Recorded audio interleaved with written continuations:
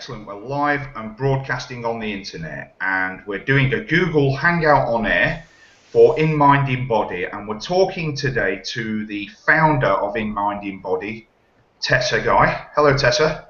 Hi, Paul. How are you doing? All right? Yep, very good, thank you. Excellent, excellent. We're also talking to Dr. Sandy Jost. Sandy is an expert in guided visualization, and he's talking to us from Dallas. So thanks very much, Sandy, for joining us today and getting up so early. Yes, I'm happy to be here. It is a very gloomy day, but hopefully we'll make it sunny on the inside. Excellent, excellent. And just can you tell everybody what time it is in Dallas right now? It's 8 a.m. and in comparison to what time is it where you are? We are just 1 minute after 2. 2 p.m. Yeah. I love technology. Isn't it great? Isn't it great? Okay, so we're also talking to Doreen Gowing, clinical hypnotherapist. Hello, Doreen. Hello, Paul. How are you? I'm excellent, thank you. How was Australia? It was pretty amazing, I have to say. We missed you, didn't we, Tessa? We did indeed, but we didn't want to think too much about her having a lovely time. Excellent, excellent. And we're also joined, a new participant on these Google Live Hangouts on air, Adrianne Jones, who is an author. Hello, Adrianne. Hi, Paul. Now, we're going to kick this off. This Hangout on air is about emotional integrity, particularly from a cancer patient's perspective.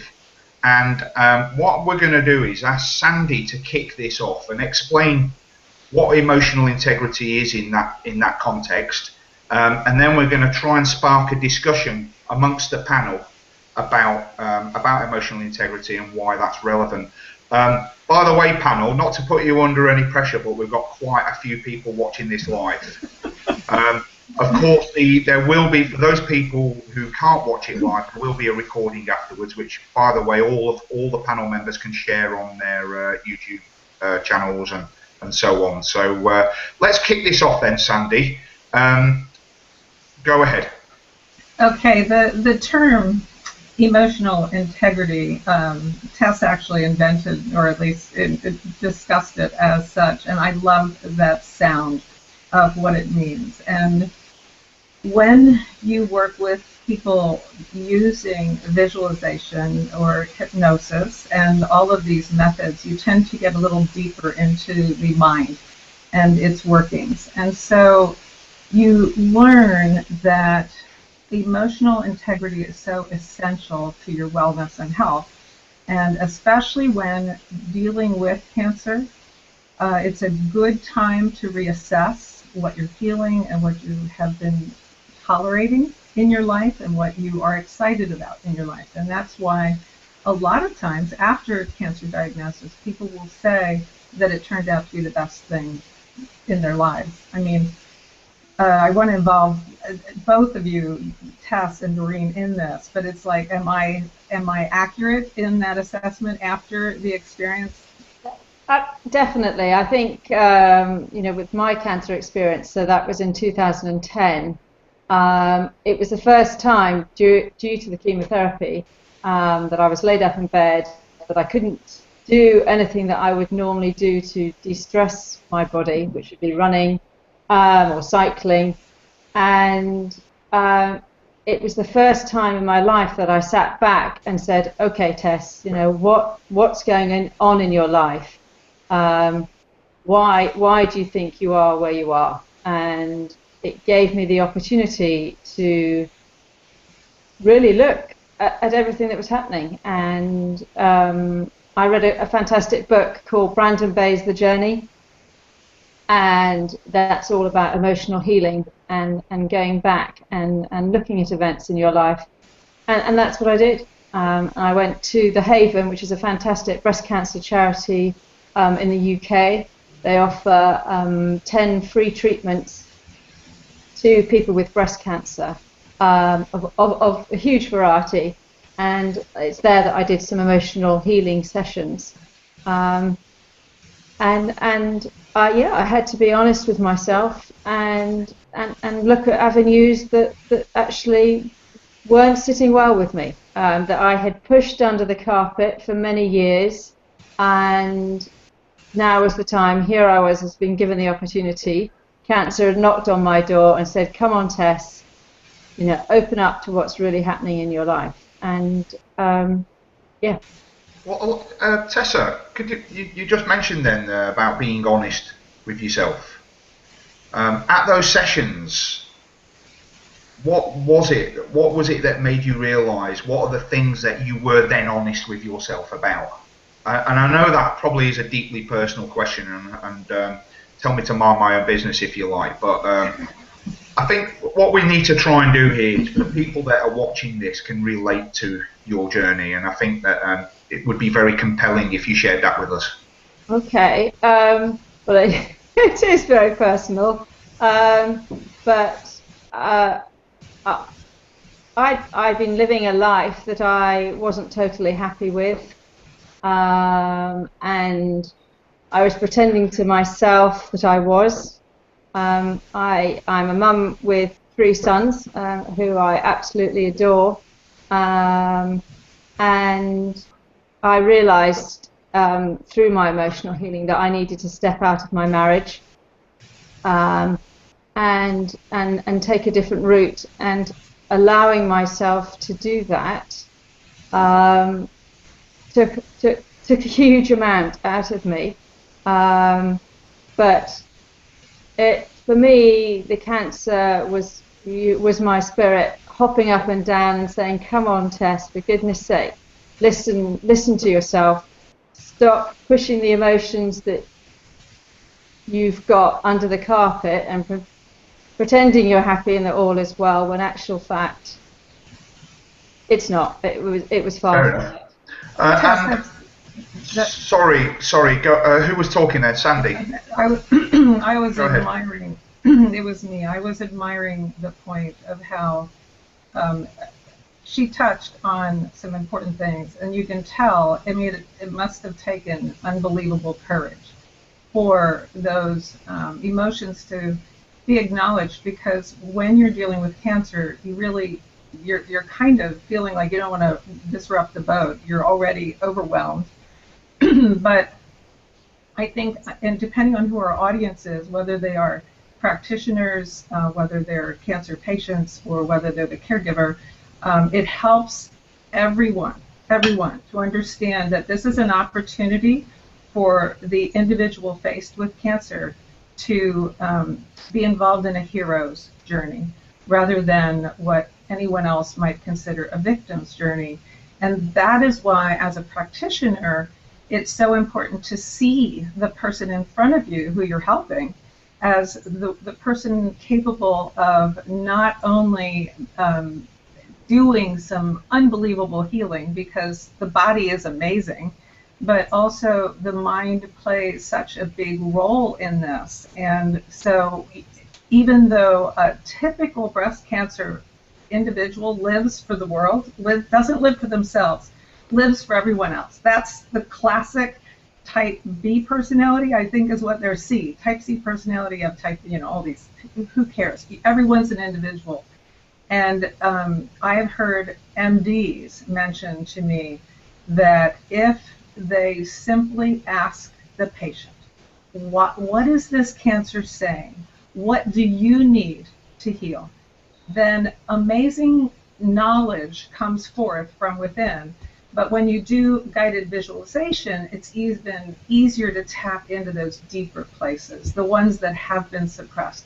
Because the last thing we want to do is hurt those that are around us. I mean, we all care tremendously, and we know that changing our lives is going to change theirs, and that's why it takes courage. So that's the hero's journey, is to help and support a person through that. Okay, thanks for that. Now, Doreen, perhaps you could give us your take on what we've just discussed. Yeah, I'm not actually a cancer patient or survivor. I never had cancer, and I find myself, wishing it not to be a cancer patient. However, where I come into this is as a hypnotherapist, just dealing with people's emotions and what is going on inside of them, and on the visualization side, on being able to help people to have a different experience. And so what really attracted me about what Tess was doing when we met was a lot of the sports element. Right. And I consider myself an athlete, and I've always been involved, and I completely get it that when we're in the moment of our imagination, we are there, and that we are changing the chemistry in our bodies, we're changing how we feel, and therefore it's making a difference to our well-being. Okay, brilliant. Now, we've not spoken to Adrianne yet, and Sandy and Tessa mentioned caregivers just then. Now, Adrianne is also somebody, correct me if I'm wrong, who hasn't had cancer. Thank God.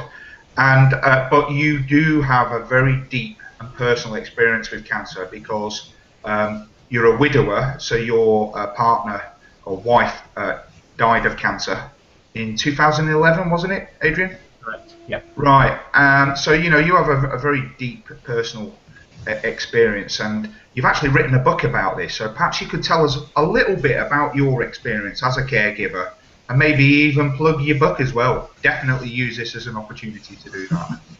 Thank you. Go ahead. All right. Thanks, Paul.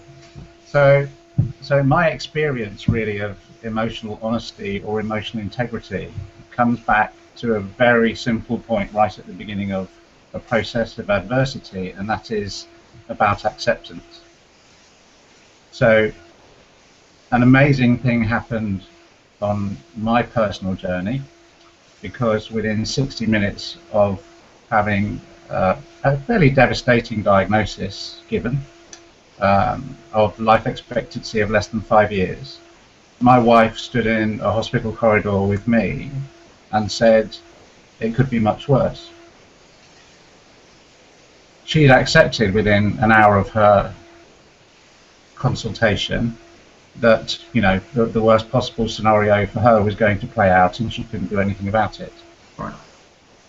The thing she said to me was that the worst case scenario that she feared more than anything was having to live through this kind of thing happening to one of her children. Right.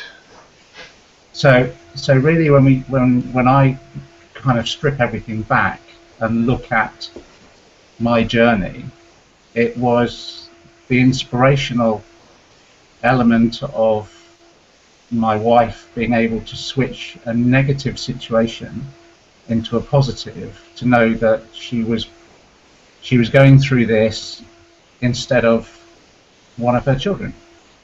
So that put everything in perspective for me, in terms of not only the character of this particular lady, but it defined what emotional honesty was, and emotional integrity at perhaps a very basic but profoundly deep level. Right. And that allowed us to go forward and think about life in a slightly different way.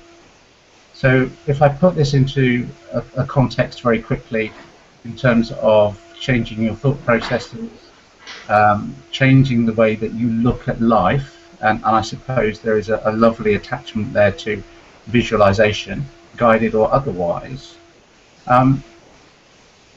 It was the mechanic that allowed us to see the future for what it was. And through her treatment, she had brain cancer, and Carol had secondary epilepsy. Right. So it changed a lot of things about the way we had to live, about the way we spoke about this in terms of our children, and the thing that is very, I think, consistent here for me in terms of being able to live through this, is that you have to manage change, and change is emotional. So there's a degree of stability that's required, both from a patient and carer perspective, and you can only do that if you are emotionally honest with yourself, if you allow your body to tell you the things that it needs to teach you, and that you're astute enough to learn those lessons and to be able to apply them in a way which allows you to manage whatever change you are going through. Right, that's very powerful, what you just said there, and thanks for sharing that with us. As well, one thing that I picked up on as a layperson here, you mentioned children, and your children, and I know, Tessa, you've got children too. At certain ages, they don't have the emotional maturity to deal with such a devastating thing as the prospect of losing a parent. So I suppose part of that journey is, you having to manage that as well, and that must have been profoundly difficult. How did you? What's your personal experience with that, Adrianne? I'm talking to here. You have to set the right level of expectation. You have to find a language which is comfortable, and it is about being completely honest. And my wife and I very, very quickly said, do we tell them everything? Do we tell them something? Do we tell them nothing? And we decided in the end that, you have to be honest with yourself in order to be honest with them. We were honest with each other. And at the end of the day, the only way that we felt we could get through this in a way which was manageable was to be honest with them as well. Right. And if you permit me a slight indulgence here, sure. The story goes like this. We sat on the sofa with the children when we got back from hospital, and Carol said, "There's something I need to tell you," and she said, I'm not very well, and the outcome is that I have a tumour and it won't go away. And one of the children said to her, "Does that mean you're going to die?" And she simply said, "Yes, it does. But where I'm slightly different from most people is that most people don't know when they're going to die, but I do. But that's okay because we don't have to worry about that for 5 years." Right. So really from the get-go, as it were, when your life changes, if you are able to dig very, very deep and find the emotional honesty within yourself, then somehow, quite magically, the energy of that extends to the people at the core of your life. And that really is how I am able to sit here and tell you this story. Incredible. I have a personal experience, if it's okay if I can just share this very briefly, because my brother, as we've discussed in other Hangouts, had lymphoma, or is in remission from lymphoma now, but he's had it twice. And the first time he had it, he was actually in Spain, and his children, because him and his partner had separated, and his children lived in Nottingham in the UK, and he lived in Spain. And he was in a very dire situation in intensive care. I mean, he was literally within a whisker of his life. And we decided, well, I decided in consultation with his ex-wife, that we weren't going to tell his children the actual severity of his situation, because it was just too difficult to manage it from being so far apart, and properly explaining to them what the situation was. So we just said to them, he's very poorly, he is in hospital. As a result, he can't talk to you. That's why he's not ringing you every day like he normally would. But Uncle Paul will update you daily on what's going on. So we actually decided to do completely the opposite, for our own reasons. Looking back at it now, I'm not sure whether that was the right thing to do, because quite a few issues have developed as a result of that. Can I step in here, sure, Paul? Sure, you can. I think, from my experience, so often we're not emotionally honest, and the reason we're not is because we are trying to protect the loved ones around us, and we decide to make that our choice. And I think really being honest With my children, funny enough, it never occurred to me not to tell them.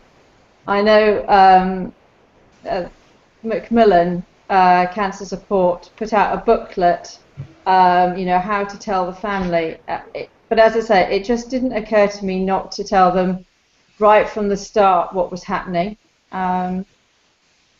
There's no judgment in those who decide not to, but in not telling people and not feeling that you can be emotionally honest, you're unwittingly putting even more stress upon yourself, because you're then worried about them.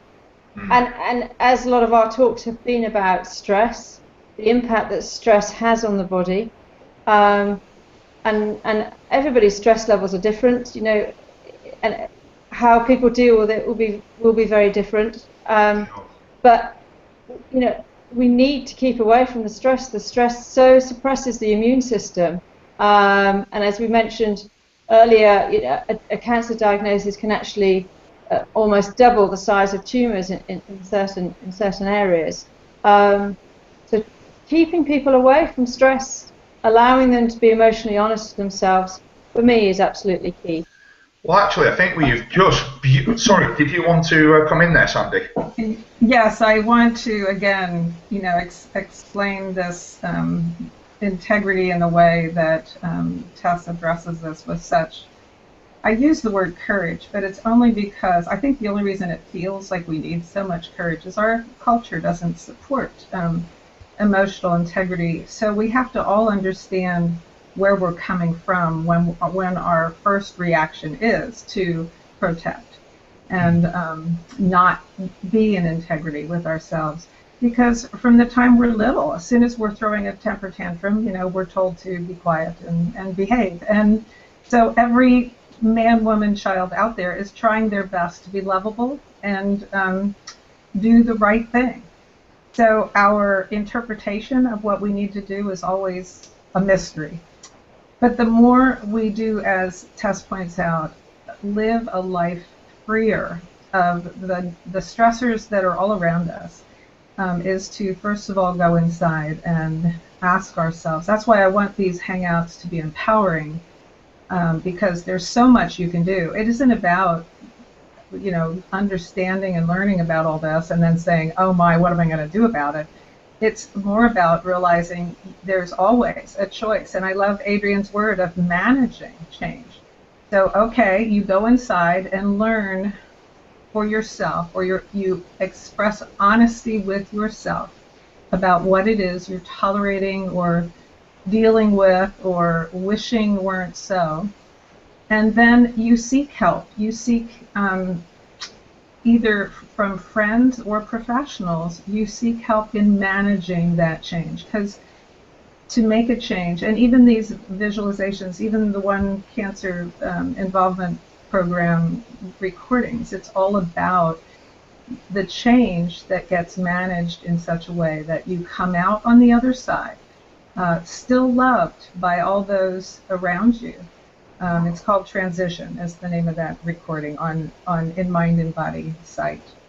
And it is a wonderful way to just work with images first. You don't even need the answers. You don't need all the solutions. But when you give your mind the support it needs to feel loved by yourself, and on a soulful level, you feel as if you are going forward in the way that you most want to live, with passion and integrity, then your mind will figure it out. You don't need the answers right away, but your mind always will offer up from the deepest parts of you some solutions that you would never have guessed come from you.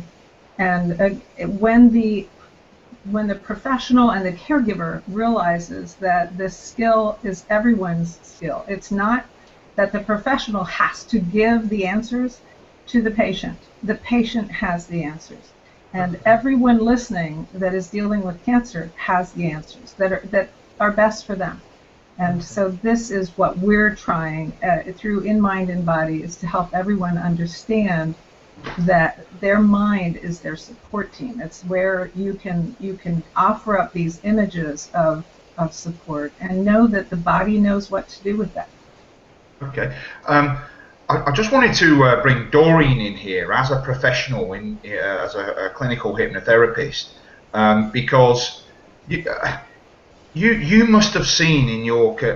I'm going to put you on the spot here a little bit, Doreen. So tell me to go away if you don't want to answer this. But as a professional, because being honest with yourself, that's something that my dad always used to say to me as a little boy. It's something that sticks in my mind. You know, be honest with yourself. And some people, no matter what, even when the truth is staring at them in the face, they just can't bring themselves to do it. And I suppose what I'm coming to is as a hypnotherapist, when you've managed to put somebody into that relaxed state, you know, how have you seen that manifest itself, that honesty come out while somebody's under hypnotherapy? And perhaps you could share some of those experiences with us. I think to say, Paul, you know, it's not about me putting anybody into a state. We guide, yeah. Yes. So all hypnosis is self-hypnosis.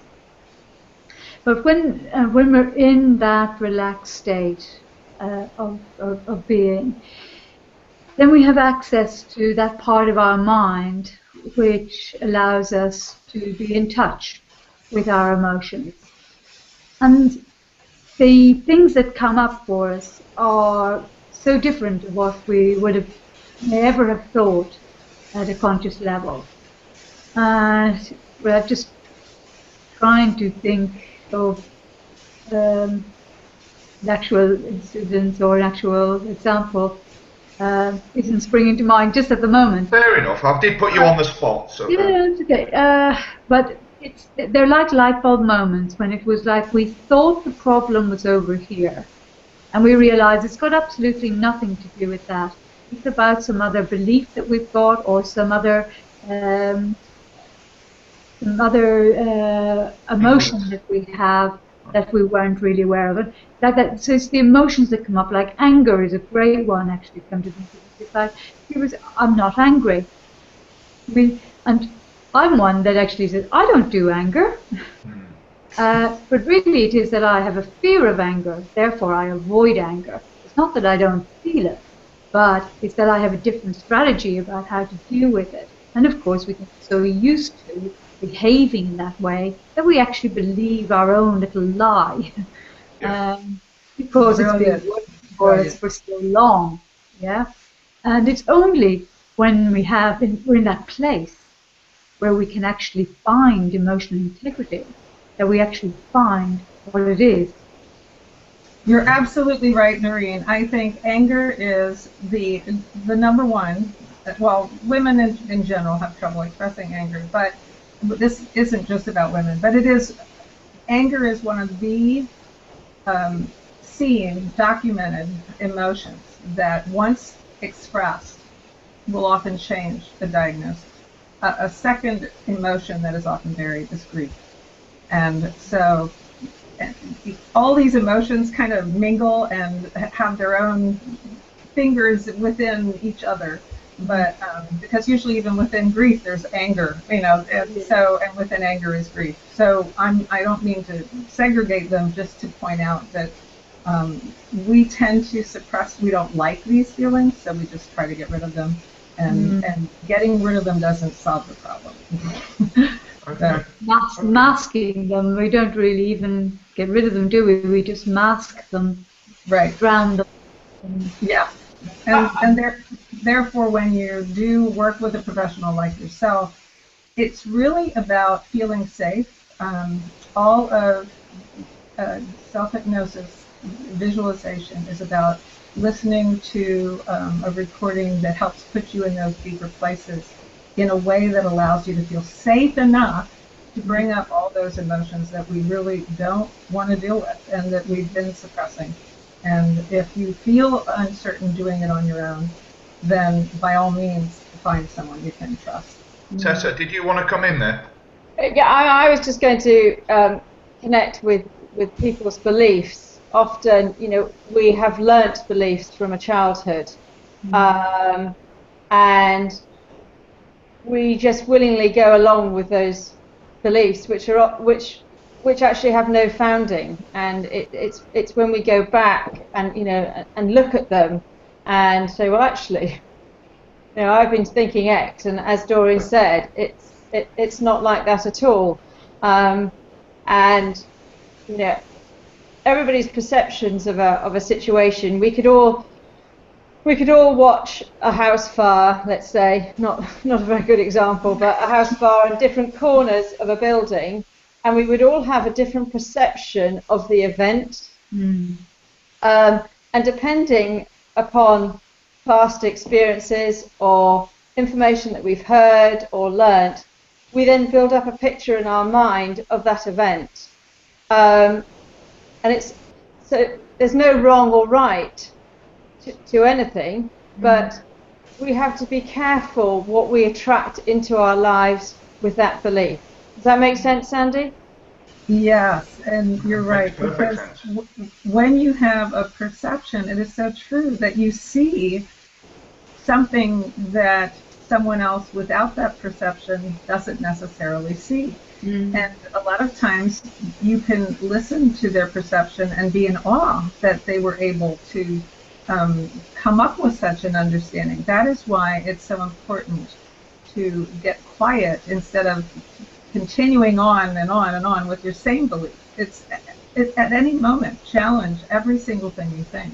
Even the healthiest among us need to do this.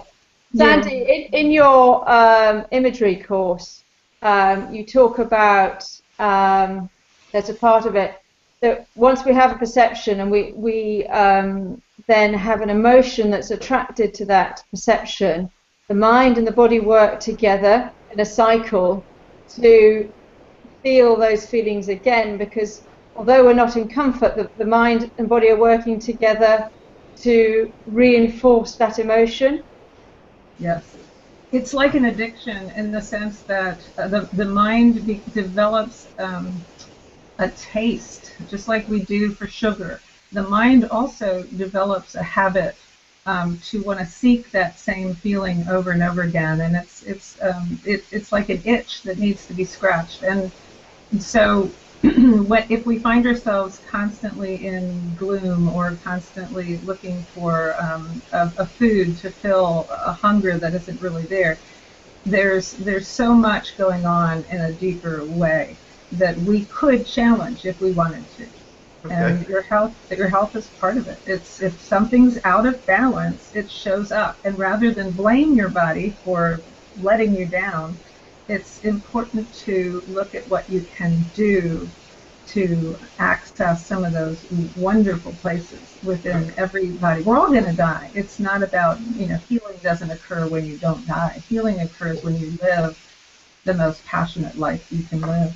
I think this brings us perfectly to the guided visualization MP3s that are available through In Mind, In Body. MP3s being audio recordings, because we've talked about finding, that Doreen mentioned the relaxed state, and the thing is that when you've had a diagnosis of cancer, I would imagine, being someone who hasn't had, thankfully not that diagnosis, but I would imagine emotionally it's a very busy time. There's a lot going on in your head. We've talked about children and worrying about the children and how they're going to take it. We've also got to worry about the outcome, the treatment,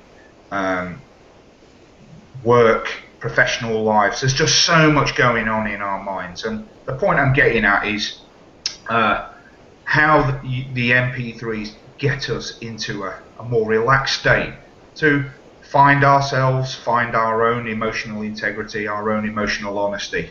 And I'd like to bring in Doreen here, because my brother listened to your walking MP3. Mine was the cycling. Beg your pardon, I got that wrong. But anyway, he listened to the walking one, which was the free one on the website. I'm sure you've listened to it. And it really did. It was like a eureka moment with Johnny when he listened to that. And I just want you to talk us through from someone who has narrated one of these recordings, how you get them into that relaxed state. You go ahead with that. But, I mean, the reality is that people are just willing to be open to listen to them. And simply by listening and allowing themselves to be in the flow of just listening to the words and going with it, they will find themselves in that relaxed state. Which, the deeper we go, we've different names for it. You could call it a meditative state, you could call it a mindfulness state, or a hypnotic state, or just a relaxed state. We've many different names for it. But what actually happens is that our brain waves slow down and allow us to be in a different state of mind. And when we're in that different state, we're able to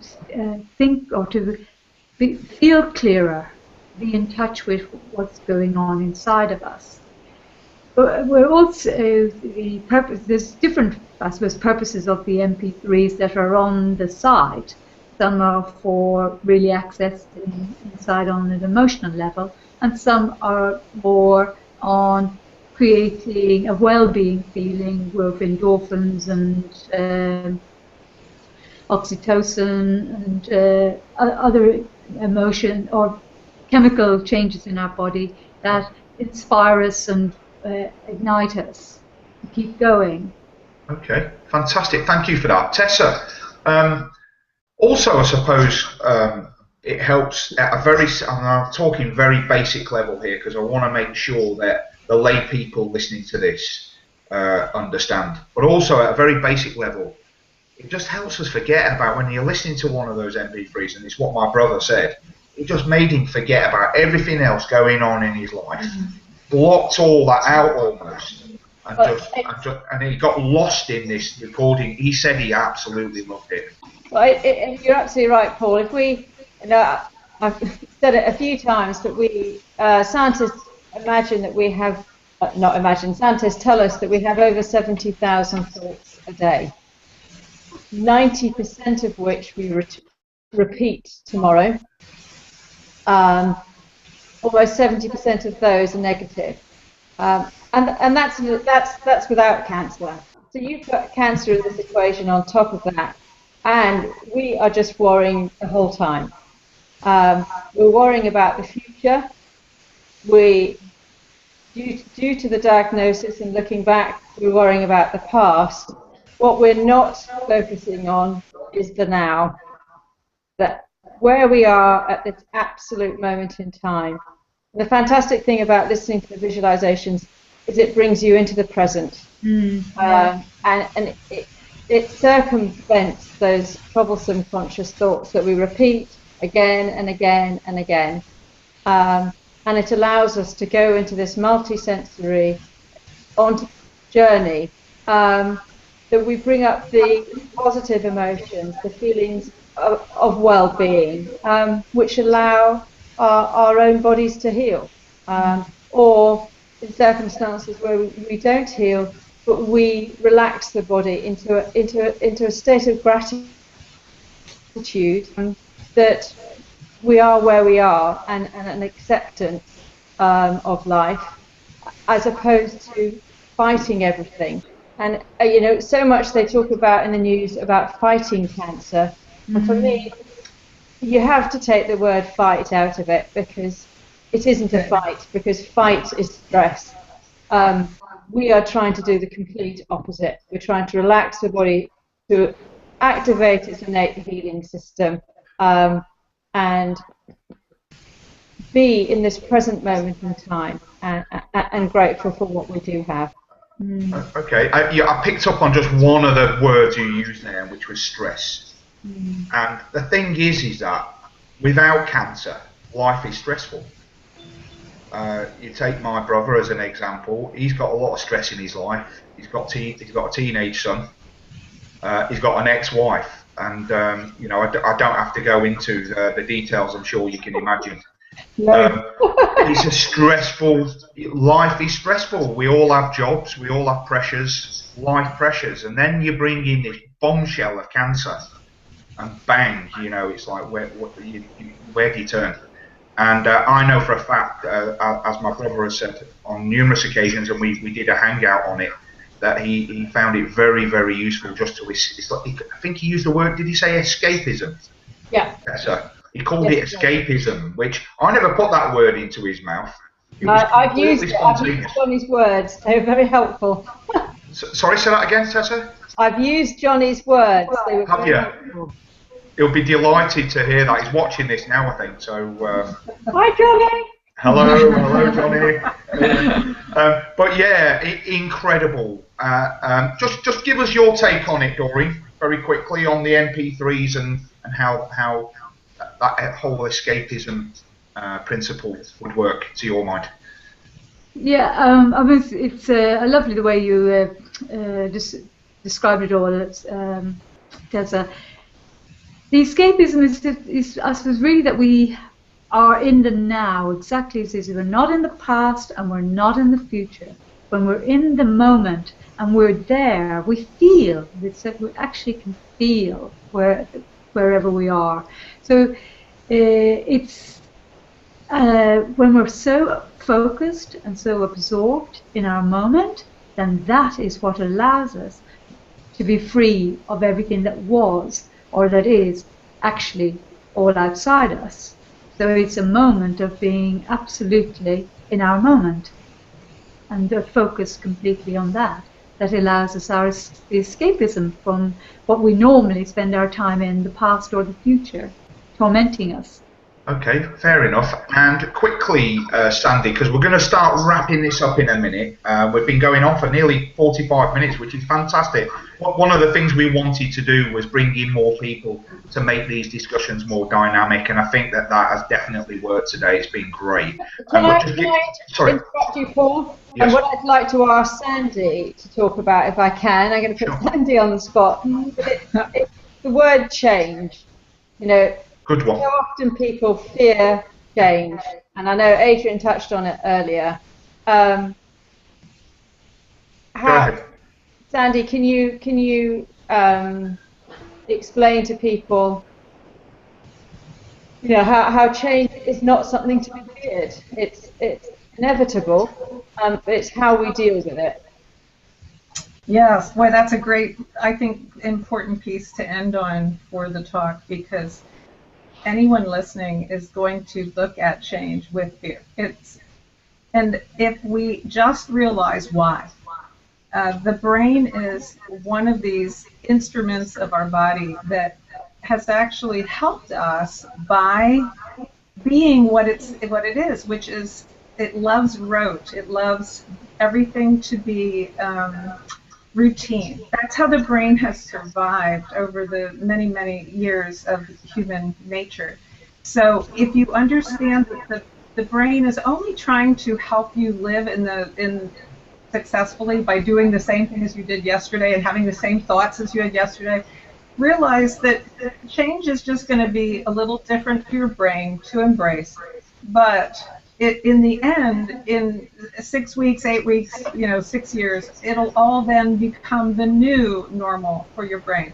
But rather than approach any change with the understanding of fear in an emotional way, look at it almost objectively with this, oh, it's you, brain, it's you that's causing my fear. And when you start laughing at your coping skills as understanding that these are the things that have worked so far, but you can see in your life around you that things are starting to fall apart a little bit more, that your body's now asking for help. And if your mind has done things a certain way to this point and your body is saying, this isn't working for me, then it's time that you get engaged from your heart and help your brain and body work together in this understanding of it's going to take some change. I can do this. All I need is to get some support of help from my loved ones or from the professional world or from listening to a recording and knowing that the wisdom is inside you. But fear is absolutely going to be your friend, but the understanding of the brain is that you can't talk yourself out of fear. only way through fear is to go through fear. That's the only way through it. And you'll find afterwards that it wasn't anything that you imagined it to be. And this is why, again, when you offer images of hope, images of support through the MP3s, it really reassures your brain. It calms that stress response, because when Doreen was mentioning the brain waves actually calm down, when you're in a stress mode, your brain waves are really active, and your body can't heal when it's going when your mind is in that state. But when you physically relax and then mentally relax, all these healing, surging skills come to the surface, and it's a great way to live. Fantastic. Well, that's great, Sandy. Thanks very much. Now, we're going to wrap this up now. But before I do, I just want to introduce the panel again, and perhaps they can plug their own respective businesses and interests, because I think it's important that we do that. And Adrianne, thank you so much for taking part in the Hangout today. I think you described your personal experiences in a beautiful way. That I'm pretty sure anyone listening to this will be able to relate to, particularly if they've been through this journey themselves. And I really hope you'll join us again. And perhaps we can tailor a discussion around your own experiences, because I think that one thing we have to pay very close attention to here is not just the cancer patients, but the carers as well, and the families, because they go through the journey in some respects more than. They have a lot to deal with, sometimes even more than the cancer patient in certain respects. So your contribution has been significant today, so thank you very much. Now, you're an author of a book. Just tell us a little bit quickly about your book and how people will be able to get it once it's published. Before I do that, Paul, can I just take this opportunity to thank you for inviting me here today. Having listened to everybody, the one thing that I want to emphasize really is that the key to moving through fear, as everybody's mentioned, is relaxation. And that sounds very bizarre in the context of serious illness and adversity. But as we're talking about emotional honesty, that starts with acceptance. And you have to absorb yourself of the emotions that you feel in those situations, whether they're devastating or whether or not they are teaching us something or doing lots of many different things. The way that I was able to cope with everything that I've been through with my family is to relax and absorb the emotion, good or bad, and learn from it. And learning from it allows me to go forward and do the things that I can do today. So it's absolutely key. But everybody responds to this in different ways. Everybody is different. Everybody finds their own core elements to be able to deal with their own situation. So there are no right or wrong answers. But if you are relaxed about it, you will find your own way. And that's exactly what's happened to me. Thank you. I've got to say, as somebody who's not been through what you've been through, it's quite inspiring to hear, I've got to say. So thank you for that. Now, could you just tell us a little bit about your book? Because it's something I'm keen to be reading when it comes out. So just tell us a little bit about that, please. So the book is about an inspirational journey through adversity. It's really about living with a very courageous and inspirational lady. Her name is Carol Jones, and the book is called A Place of Dreams, Rainbows and Butterflies. And it's really about love, life and the universe. And it's about understanding that when you peel back the onion of life, there is only one thing that's important, and that's love. And I think that's probably a great place for me to finish.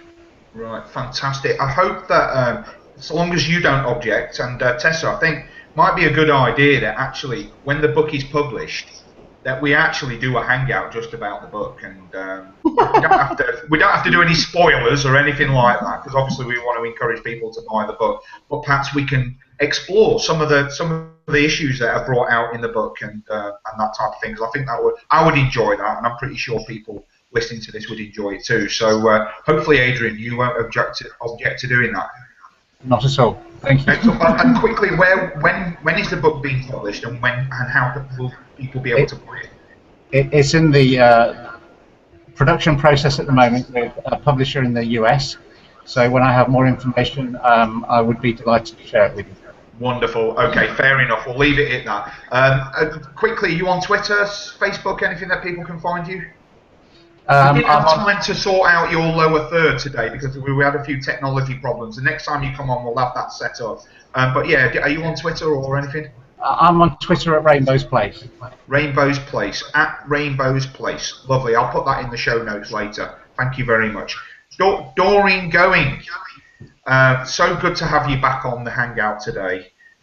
Clinical hypnotherapist. You can see your website there on your lower third, which is www.doreengoing.co.uk, and you can be found on Twitter at Doreen Gowing, and that's Going is spelled G for golf, O-W-I-N-G. And I would encourage everybody listening to this, whether it's live or on the recording later, that we're blessed with an expert panel here. Seek their views and opinions and engage with them on social media, because I know that they're very accessible and would love to hear from you. Doreen, thanks so much for taking part in the Hangout today, and hope you'll join us again very soon. I will indeed. If I'm invited, I shall indeed. You will be invited. You've always got an invite. Your input is always welcome, so thank you very much. Sandy Jost, Dr. Sandy Jost in Dallas, broadcasting from Dallas right now.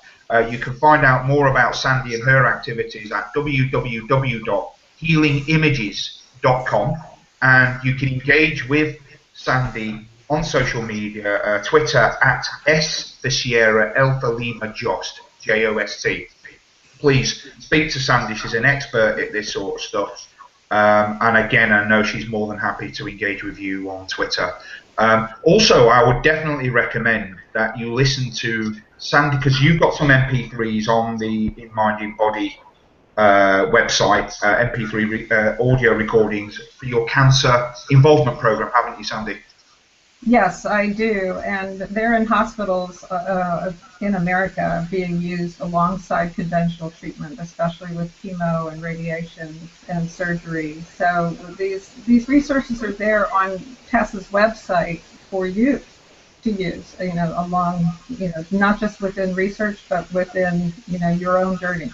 But my work with professionals is if anyone, including the layman, wants to learn how to write supportive guided imagery that really touches specifically on the images that work for you, then that is what you can find at healingimages.com. It's a training program to really help you access those deeper parts of the mind that Doreen talks about. It is nothing to fear. It is just everything to lean on.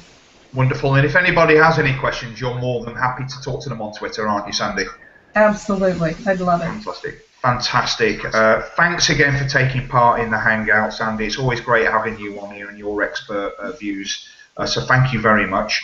And we also have the founder of In Mind in Body, Tessa Guy. And Tessa, very quickly, just tell us about the membership program you run on the website there, and how people can get involved. Yeah, Paul, we've got a couple of guided visualizations free on the website, which are Take a Walk and Downhill Skiing. And then we've got over 27 different MP3s within the Virtual Wellness Club. Virtual Wellness Club is $19.95 to access them all. That's for a year, isn't it? That's for a year, and we've got several coming out: scuba diving, fly fishing. We are just about to produce Steve Backley's javelin throw, one of our Olympians, and Ian Rose, a Paralympic judo. You call him a judo thrower? I don't know what you call him. And what do you call him? Athletes, like any other sport. And we've got a variety of different MP3s, and we're hoping to link in with a number of other Olympians, not just British, but Sandy, I don't know how many US Olympians you know, but we'd like to hear about their sports physically and emotionally, so that we can create the most amazing library of different physical activity MP3s for people to listen to. Wonderful. Well, thank you so much again, Tessa. I think that we're getting quite a nice bit of momentum growing now with these Hangouts. Of course, it's going to take time to develop the concept, but we want as many people as possible listening into these, whether they be live or the recordings after. So if you know somebody who, if you're watching this, whether if you know somebody who's living with cancer, be it as a cancer patient or as a carer or whatever, get in touch, engage with us all on social media, and watch these broadcasts, because I think that it's a good way of getting together with like-minded souls, and finding out more about your own, like we've discussed today, emotional integrity. So thanks very much for taking part in this, all of you, and I'm going to end the broadcast now. There will be a audio-only version of this on the In Mind, In Body podcast channel, and I'll embed the information on that later on. Thank you very much. Thanks, Thank Paul. you all. Bye-bye. Bye. Bye.